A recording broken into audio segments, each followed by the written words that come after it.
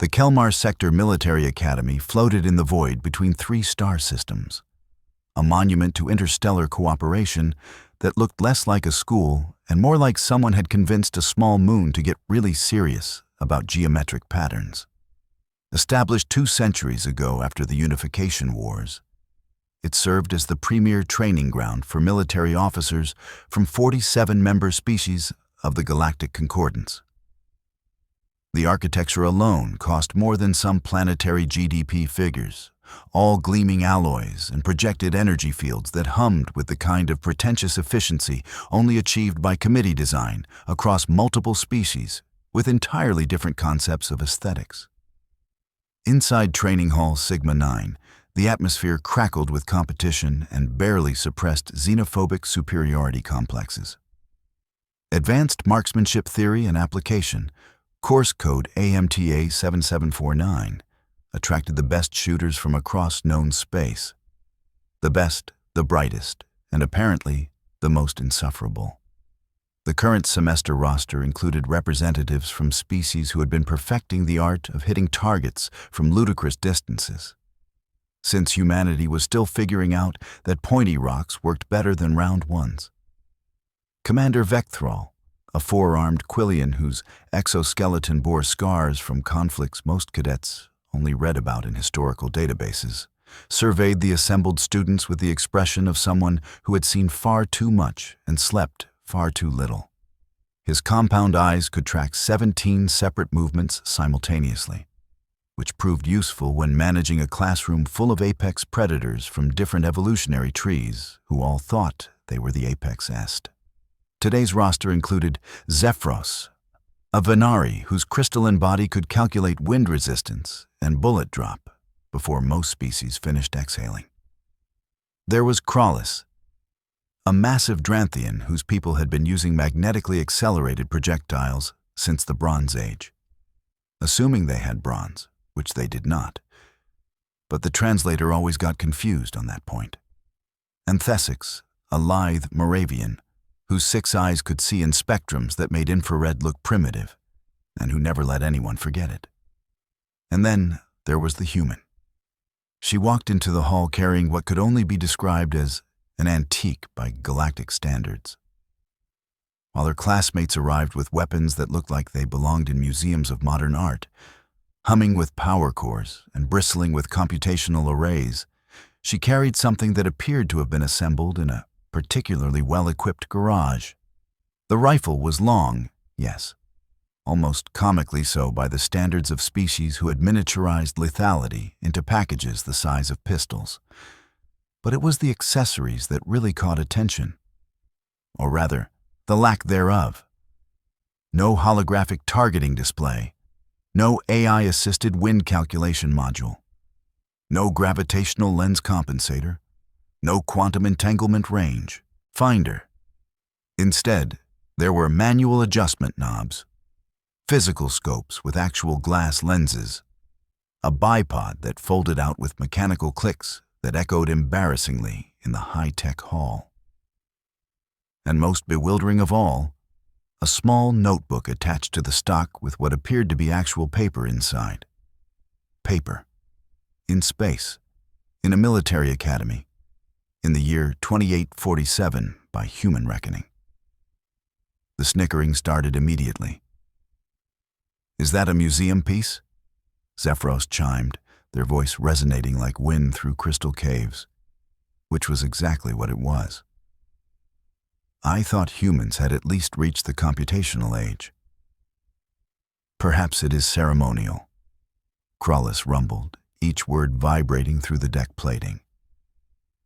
"My research indicates humans cling to symbolic rituals. Perhaps this is a religious artifact." Thesix's laugh sounded like water burbling over rocks, if the rocks were judging you. "No targeting computer at all. How delightfully rustic. What is next? Throwing stones?" The human said nothing. She moved to her assigned station, number 7, with economical movements that suggested either supreme confidence or complete obliviousness to the social dynamics unfolding around her. Her expression remained neutral. neither smiling at the jabs nor frowning. She simply existed in her space, hands moving with practiced efficiency as she began unpacking additional equipment from a case that looked military issue but predated most of the technology in the room by several decades. Commander Vecthrall watched this with 2 of his eyes, while the other 15 monitored the rest of the class. He had seen many things in his 4 decades of service.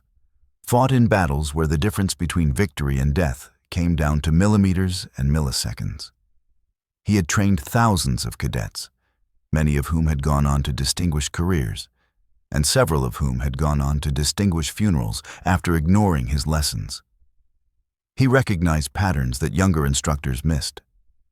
He said nothing, yet. The human continued her setup. From her case emerged a small weather station, compact but entirely mechanical. A handheld anemometer that spun in the recycled atmosphere of the hall. An actual physical data book, spiral-bound, filled with tables and numbers in handwriting. A rangefinder that worked on laser reflection, primitive but functional. And then, most bizarrely, a small beanbag that she positioned under the rear of her rifle. A beanbag, filled with beans. Probably. In a facility where anti-gravity fields could stabilize a firing platform to within a nanometer. "Instructor," Zephyros called out, unable to contain themselves. "Is this truly regulation equipment? I question whether such primitive apparatus meets Academy standards for safety and effectiveness." Before Vecthrall could respond, Krollis added, "Perhaps the human requires accommodation for technological deficiency? I understand some species develop at different rates. No shame in admitting inadequacy." That got laughs from several stations. The human glanced up briefly, made eye contact with Krollis, then returned to checking her scope rings with a small screwdriver. The complete lack of reaction somehow made the insult feel less satisfying, which only annoyed the Dranthian more. Thesix slithered closer to Station 7, their 6 eyes examining the rifle like it was a particularly puzzling piece of primitive art. What is the effective range of such equipment? 500 meters, perhaps 600 if conditions are favorable. The human looked up again, and for just a moment, something flickered in her eyes. Not anger. Something closer to amusement, but buried deep, like she was enjoying a private joke that nobody else was in on yet. "Depends," she said simply, then returned to her preparations. "Depends on what?" Thesix pressed. "On what I am aiming at." That got more laughs. Oh, how wonderfully vague, how charmingly evasive. Clearly the human was out of her depth and attempting to maintain dignity through cryptic responses. Classic defense mechanism observed in species confronting their own inadequacy. Commander Vecthrall's mandibles clicked together in what Quillian's did instead of sighing. "Cadets, to your stations. We begin in 5 cycles. Today's exercise evaluates long-range precision under simulated combat conditions. Targets will appear at ranges from 800 to 3,000 meters across various environmental conditions. You will have exactly 100 seconds to acquire, calculate, and engage each target. Scoring is based on accuracy, time to engagement, and ammunition efficiency." The cadets settled into their positions with the buzzing excitement of apex predators finally allowed to do what evolution designed them for. Weapons hummed to life. Targeting computers initialized with cheerful chirps, and holographic displays painted the air with ballistic data and environmental readouts. At Station 7, the human pulled a small cloth from her pocket and cleaned her scope lenses. With a cloth. By hand. The first target materialized at 1,000 meters. A standard humanoid silhouette against a simulated rocky terrain background. Wind data scrolled across the public display. 15 kilometers per hour, left to right, temperature 14 degrees standard, Pressure 1.2 atmospheres. Zephyros engaged first. Their weapon barely made a sound, just a soft magnetic thump as the projectile accelerated down the barrel. The targeting computer had done all the work, calculating trajectory, compensating for wind, adjusting for the minuscule gravitational variations in the hall.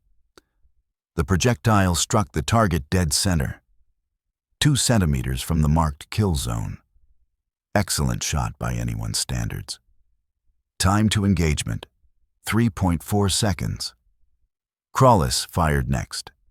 The Dranthian's massive rifle cracked with authority, the sound dampened by the hall's acoustic management, but still impressive.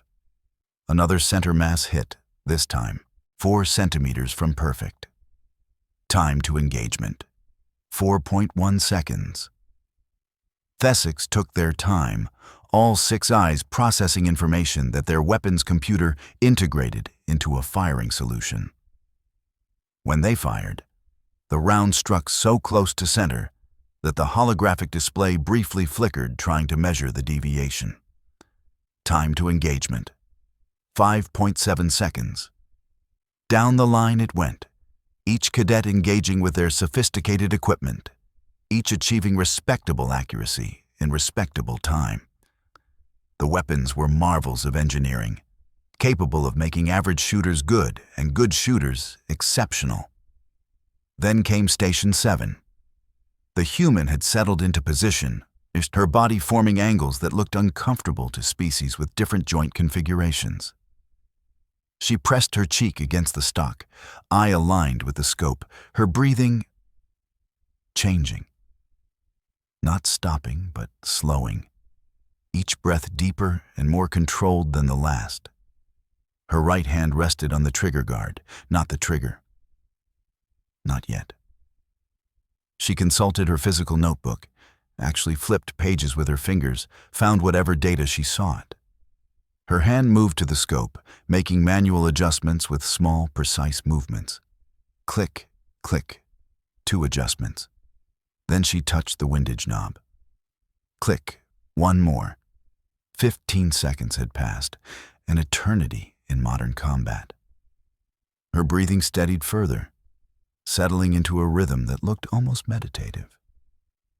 The rifle, unsupported by stabilization fields or gyroscopic mounts, rested on that ridiculous beanbag in her shoulder, held steady by muscle and bone and nothing else.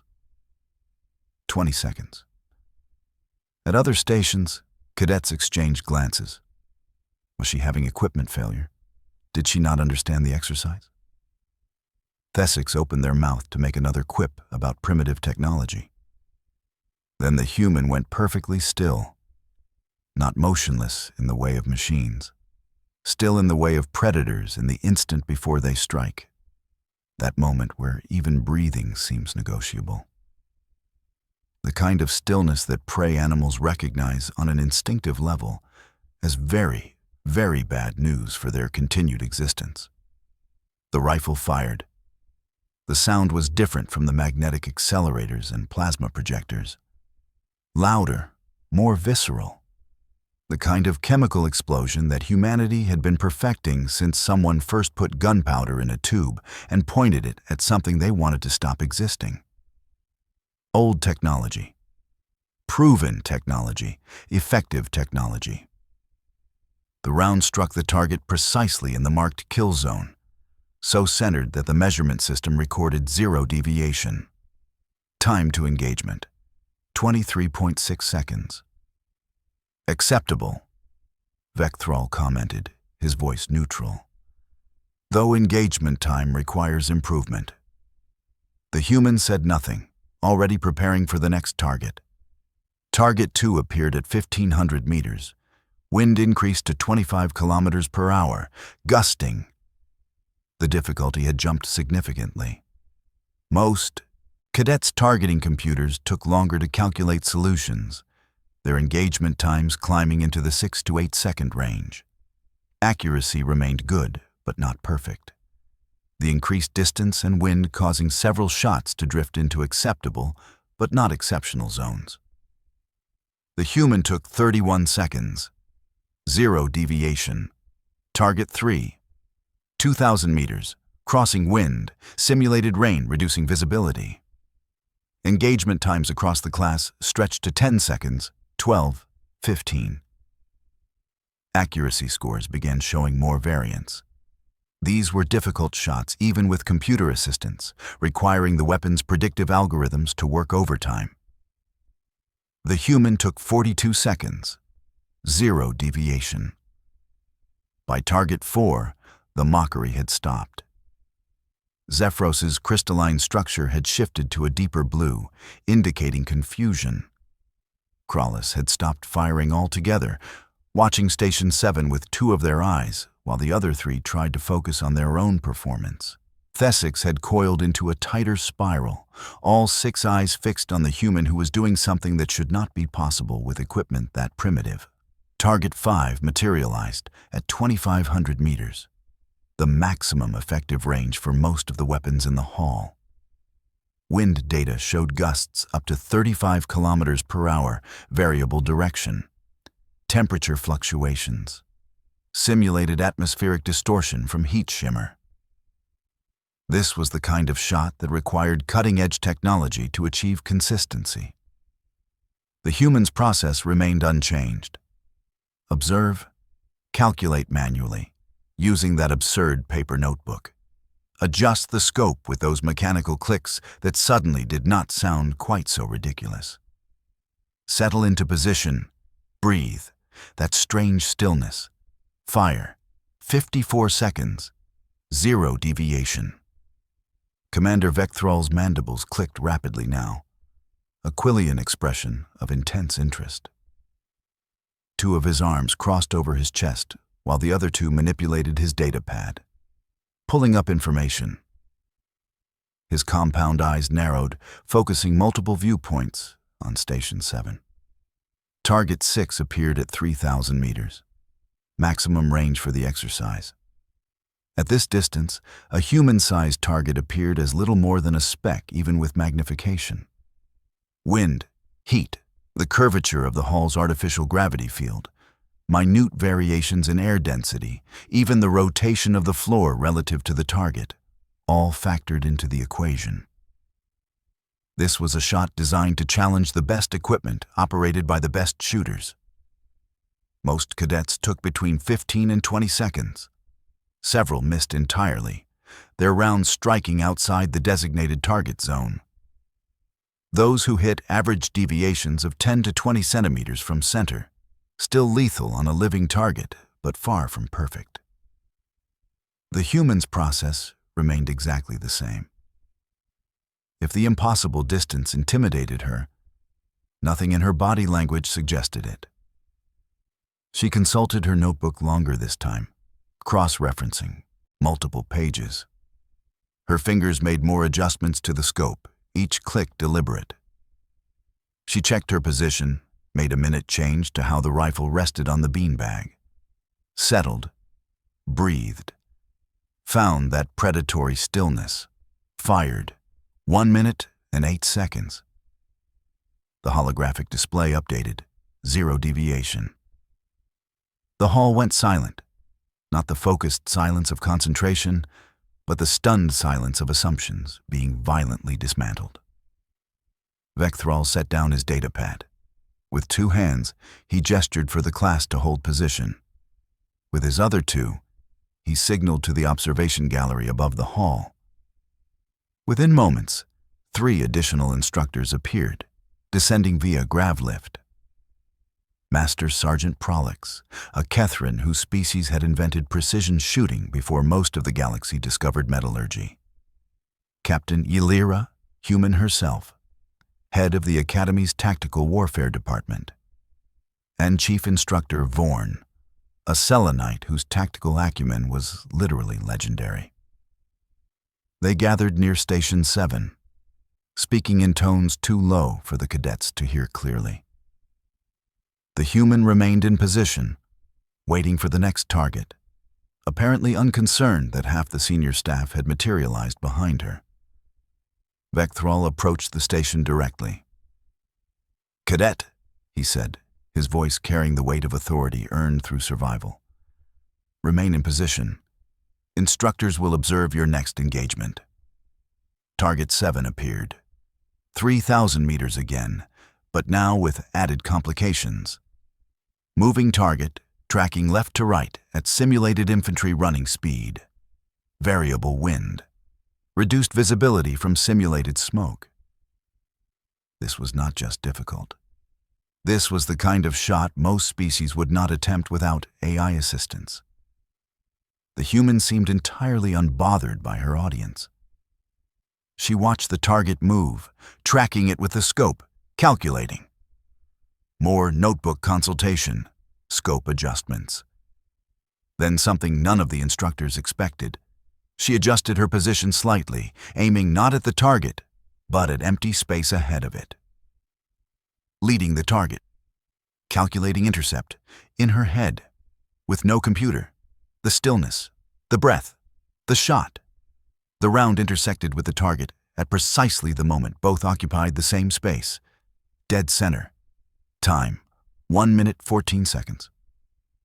Captain Illyra, the human instructor, leaned close to Vecthrall.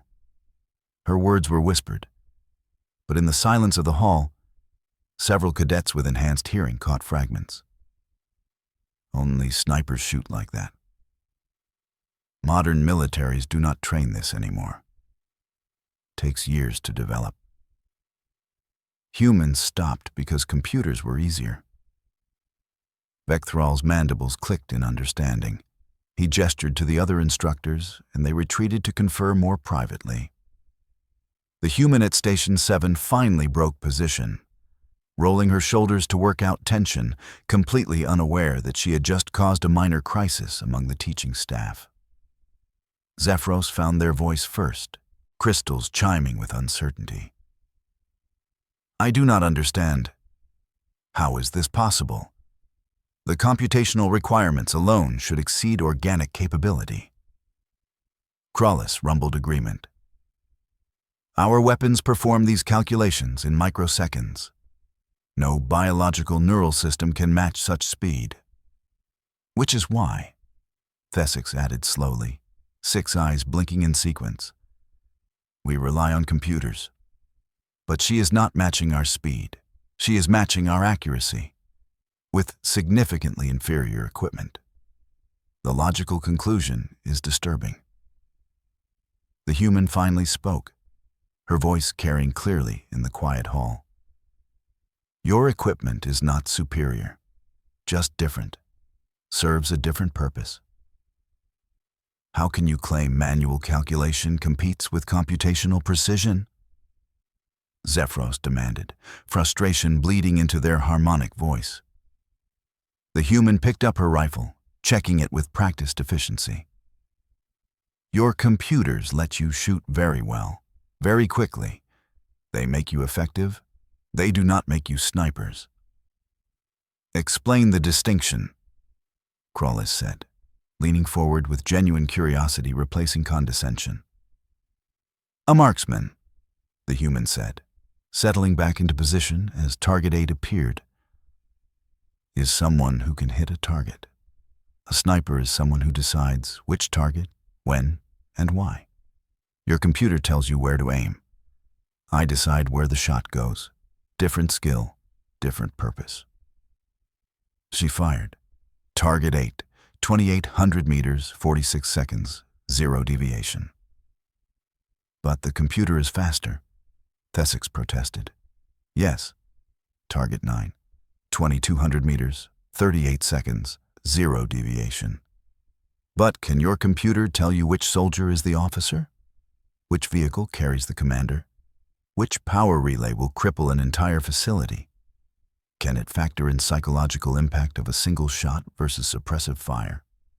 Can it wait 6 hours without moving for the perfect shot?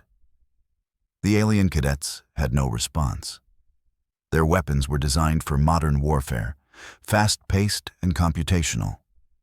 Volume of fire, rapid target acquisition, battlefield integration with networked systems, all valuable, all effective, all fundamentally different from what they were watching. Commander Vecthrall returned to the center of the hall. His voice carried authority that silenced all side conversations. Cadets, what you are observing is a discipline most modern militaries have abandoned in favor of technological solutions. Humanity called practitioners of this discipline snipers. Other species had similar traditions. The Kethran ghost shooters, the Moravian shadow strikers, the Dranthian void hunters, all dead arts, replaced by computers and efficiency. He gestured toward Station 7. This cadet represents something we thought obsolete. Manual calculation, patience, the ability to make impossible shots not through technological superiority, but through skill developed over years. Thousands of hours, millions of rounds fired, muscle memory and mental discipline that most of you cannot comprehend because you have never needed to develop it. Prolix, the Kethran instructor, stepped forward. Their translator rendered their whistling language into standard galactic. My ancestors could shoot like this. We stopped teaching it 3 generations ago. Too slow for modern combat, we decided. Too individualistic for coordinated warfare. We were wrong. Not about the combat doctrine, that remained sound, but wrong to think the skill itself was obsolete. Captain Illyra added, in human military history, snipers served purposes beyond simply hitting targets. They gathered intelligence. They disrupted enemy operations through psychological warfare. One skilled sniper could pin down entire units, not through volume of fire, but through precision and fear. The enemy knowing that any movement might be their last. That is not something a computer can replicate. Target 10 appeared. Maximum range, maximum difficulty. Every complication the system could generate. The final test. The human did not rush. She took her time, more than 2 minutes, checking calculations, adjusting for variables, settling into that perfect stillness. The hall waited, barely breathing. She fired. The round flew across 3,000 meters of space, through simulated wind and heat and atmospheric distortion, compensating for gravity and the target's movement and a dozen other factors that the human had calculated manually using nothing but paper, mathematics, and experience. 0 deviation. The scoring system updated with final results. The human had scored perfectly on every target. Her engagement times were slower than her classmates, sometimes significantly so. But her accuracy was flawless. Mathematical perfection achieved through biological computation and refined skill. The scores posted on the hall's main display for all to see. Station 7, 100% accuracy. 10-10 targets eliminated, 0 deviation average. Every other station, respectable accuracy, faster engagement, but none perfect. Vecthrall addressed the class one final time. You're dismissed. Except Station 7. Remain. The cadets filed out, their earlier mockery replaced with thoughtful silence. Zephyros paused at the door, looking back at the human who was carefully packing her primitive rifle into its case. Krollis rumbled something in their native language that the translator rendered as approximately worthy respect. Thesix simply nodded with all 6 eyes, a gesture of acknowledgement between equals. When the hall emptied, Vecthrall approached Station 7 with the senior instructors flanking him. "Cadet," he began, then paused. "I must admit, your record indicates you are not actually military personnel. You are enrolled as a civilian auditing advanced courses for academic credit." The human nodded. "Correct, sir. Your background lists your occupation as competitive target shooter, civilian sport shooting." Another nod. Illyra laughed, the sound sharp with irony. "They mocked you for bringing primitive equipment to a military academy. They did not realize that human competitive shooters at the highest levels trained to standards that exceed most military requirements. Because for you, it is not about combat efficiency. It is about perfection. How long? Prolix asked, genuine curiosity in their whistling voice. Have you been shooting? 17 years, the human replied. Started when I was 8. Competed nationally by 12, internationally by 15. I have fired approximately 4 million rounds in training and competition. Vekthral's mandibles clicked rapidly, calculating. 4 million rounds. Most military snipers in active service fire perhaps 50,000 in their entire careers. Different standards, the human said simply. In competition, second place means you are not good enough. In combat, good enough keeps you alive. Both valid, both valuable, just different. Vorn, the Selenite chief instructor who had remained silent, finally spoke. Their translated voice carried weight. The Academy trains warriors for modern combat. Fast, efficient, integrated with technology. This is correct doctrine for contemporary warfare. But we have forgotten that some skills, some disciplines, remain valuable even when they seem obsolete. Perhaps especially when they seem obsolete. The human shouldered her rifle case. If I may ask, sir, what will you tell the other cadets? Vekthral considered this. The truth, that they witnessed a master craftsperson practicing a nearly extinct art.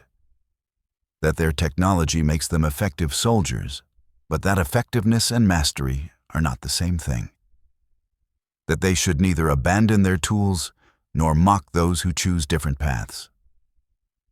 Also, Illyra added with a smile, we will probably add a notation to the course description warning future cadets that manual calculation techniques, while slower, can achieve precision equal to or exceeding computational methods in the hands of sufficiently skilled practitioners, along with a highlight reel of your performance today, should reduce the mockery. The human smiled for the first time, the expression transforming her neutral features into something warmer. I appreciate that, though I admit the reactions were entertaining. You knew, Vekthral said, not quite a question. You knew they would mock you and did not care. I knew. I have been mocked before. People see old equipment and assume old skills. They forget that some things become classics because they work. Besides, she added, her smile turning slightly dangerous, I find there is deep satisfaction in proving assumptions wrong. As she walked toward the exit, Prolix called after her. Cadet, would you consider a guest lecture? My advanced course would benefit from exposure to manual calculation techniques. She paused at the door. I would be honored, sir. When she left, the 4 instructors remained in the empty hall. Well, Illyra said eventually, that was humbling. Necessary, Vekthral countered. We have become too reliant on our certainties, too confident that technological advancement means unconditional superiority. She reminded us that skill matters, dedication matters, mastery of craft matters. These things do not become obsolete simply because newer methods exist. Vorn made a sound approximating agreement. The cadets learned a valuable lesson today. Arrogance based on equipment is simply arrogance. True superiority comes from the operator, not the tool. Prolix whistled a complex melody that the translator struggled with before settling on. She made it look easy.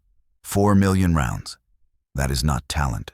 That is dedication that most of us cannot fathom. The instructors departed, leaving the hall empty except for the targeting holograms that still displayed perfect scores next to Station 7. In the corridor outside, the human walked past clusters of cadets who had waited, curiosity overcoming embarrassment. They parted for her, not from fear, but from something closer to respect.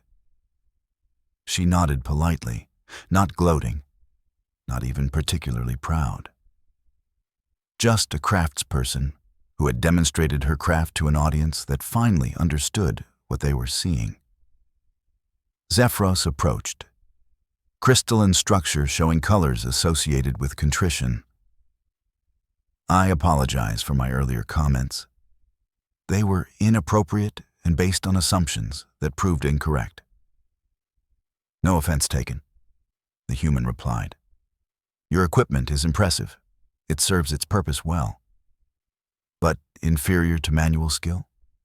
No, just different. In rapid combat against multiple targets, your system is superior, faster, more adaptable. But for my purposes, for what I train to do, this works better. Neither is wrong. Both are right for different situations. Krallis rumbled forward. Would you? The massive Dranthian began, uncharacteristically hesitant. Would you be willing to explain your calculation methods? I find myself curious about techniques I dismissed as primitive. The human checked her timepiece. I have 2 hours before my next lecture. There is a study hall on level 7. If you would like, I can walk through the basic mathematics. What followed was perhaps more educational than the formal class. A dozen cadets, representing 8 species, gathered around a human with a notebook and a rifle, learning mathematics and physics they thought they had outgrown. Learning that computers had not made understanding obsolete, merely optional. And that optional understanding left gaps that sometimes mattered. By the end of the impromptu session, even Thesix admitted that manual calculation provided insights that automated systems abstracted away. I have been shooting for 6 years, the Moravian said, 6 eyes blinking in sequence. And I never truly understood why wind deflection followed that particular curve. I simply let the computer calculate it. Now I understand. This knowledge makes me better even with computer assistance. The human packed her materials. That is the point. Technology should enhance understanding, not replace it. Your computers are tools, powerful tools, but tools work best when the user understands the principles behind them. As the group dispersed, Zephyros lingered. Why do you use such equipment when better options exist? Surely you could afford modern sporting rifles with computational assistance. The human smiled. I could. I have tried them. They make shooting easier. Too easy. I do not shoot for ease. I shoot for mastery. For the satisfaction of knowing that when I hit the target, it was my skill, my calculation, my discipline. The computer does not get that satisfaction. I do. Is that not inefficient? Depends on how you define efficiency. If the goal is maximum results with minimum effort, yes, very inefficient. If the goal is personal excellence and mastery of craft, then it is perfectly efficient. Different goals, different methods. Zephyros resonated thoughtfully. I think I understand. Your species has a saying, I believe, about journeys and destinations. The journey matters as much as the destination. Yes. When you let the computer do everything, you arrive at the destination but miss the journey. And for me, the journey is the entire point. 3 months later, at the Academy's annual exhibition match, attendance records were broken. Everyone wanted to see the human with a primitive rifle compete against the galaxy's best shooters with the best equipment. She placed first in the long-range precision category, third in rapid engagement, and dead last in close-quarters battle, where her manual system simply could not match computer-assisted speed. Nobody mocked her scores. In the audience, Commander Vecthrall sat with the senior staff, watching cadets who had learned that different approaches could coexist without one invalidating the other. watching future officers who would command forces equipped with cutting-edge technology, but who now understood that technology served the soldier, not the other way around. "She has changed how they think," Illyra commented. "Subtly, but significantly." "Good," Vecthrall replied. "Every generation needs someone to remind them that newer is not always better. Different is just different. The mark of true intelligence is knowing when to use which approach." On the range, the human lined up her final shot of the competition. 3,500 meters, exhibition distance beyond regulation. Wind gusting to 40 kilometers per hour. An impossible shot by any reasonable standard. She consulted her notebook, adjusted her scope, settled into position, found that predatory stillness, fired, 0 deviation. The crowd, representing 47 species from across known space, erupted in applause.